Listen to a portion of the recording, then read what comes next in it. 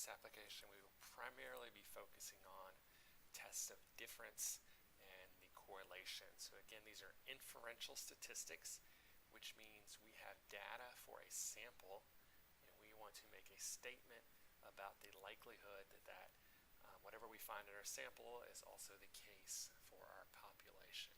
Or you could say we want to infer from our sample what it's like in the population, which is where the word inferential comes from. So here's how we do it. Number one, so right here I am.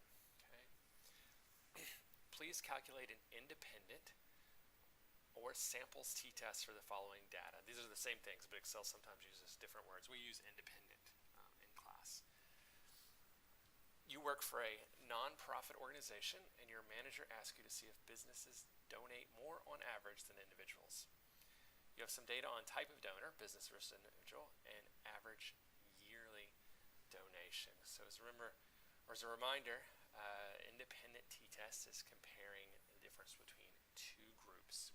So like the last application, I put little yellow cells where I want you to enter a formula. So we're going to first calculate the means just because it's good practice.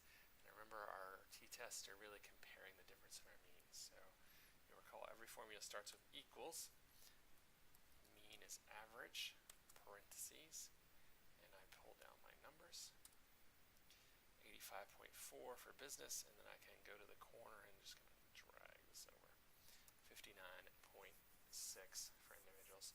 So now we want to calculate our t-test. Remember, we get a p-value. There are a couple of ways to do this. There's a menu way in Excel on PCs, which isn't available on all Macs. I'm going to do it with a formula, which should work on both PCs and Macs. Equals, always start with equals. T-test, parentheses.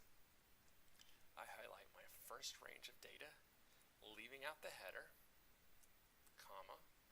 I highlight my second range of data, again leaving out the header, comma. Now, and you'll see this popped up on my screen, do I want to use one-tailed distribution or two-tailed distribution?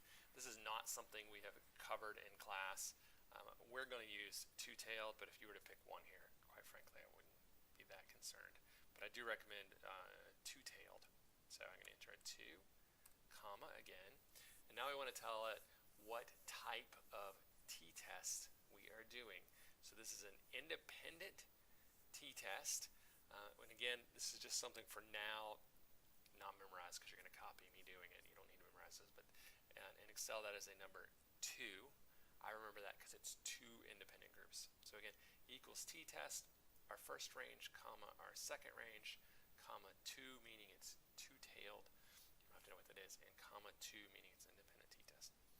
In parentheses, I hit enter or tab, okay, and it gives me a p-value.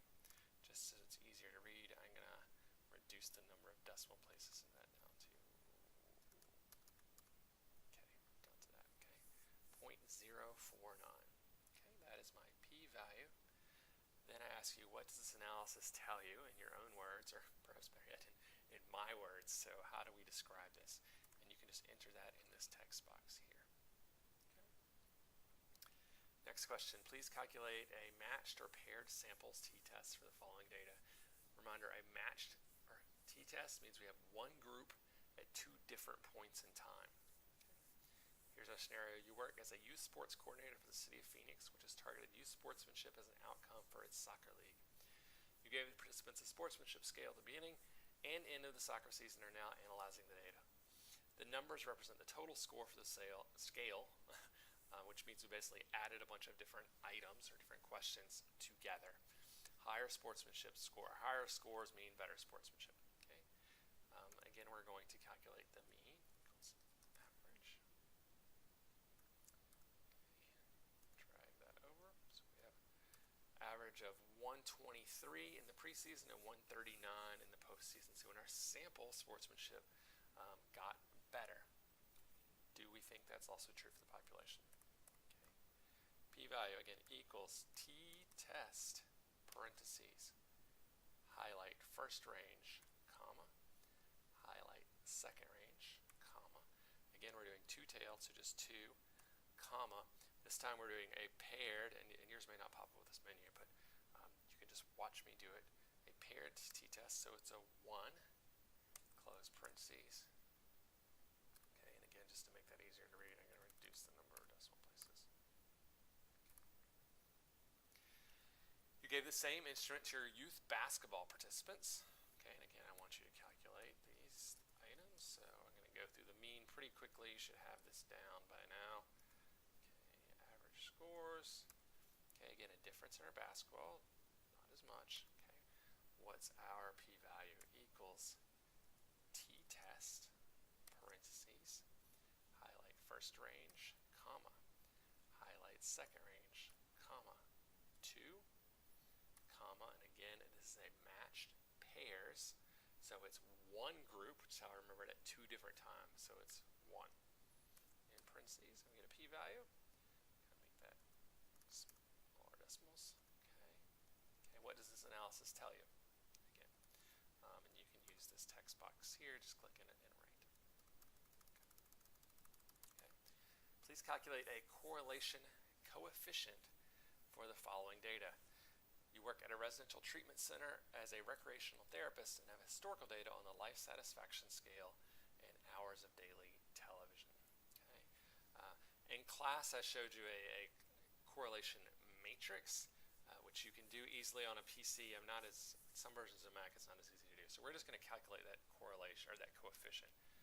So it is equals CORREL, okay, parentheses. I'm going to highlight my first one, comma, highlight my second range, and that's it. Close parentheses, enter. Okay, my correlation is negative 0.93. Okay. What does this analysis tell you? Okay, number 4 is a bit of review. Please calculate descriptive statistics for the following data. Okay, so we have mean again. I'm going to calculate it.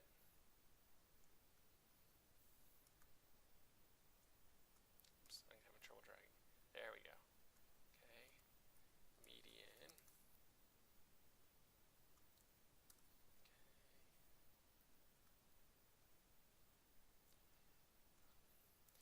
Mode.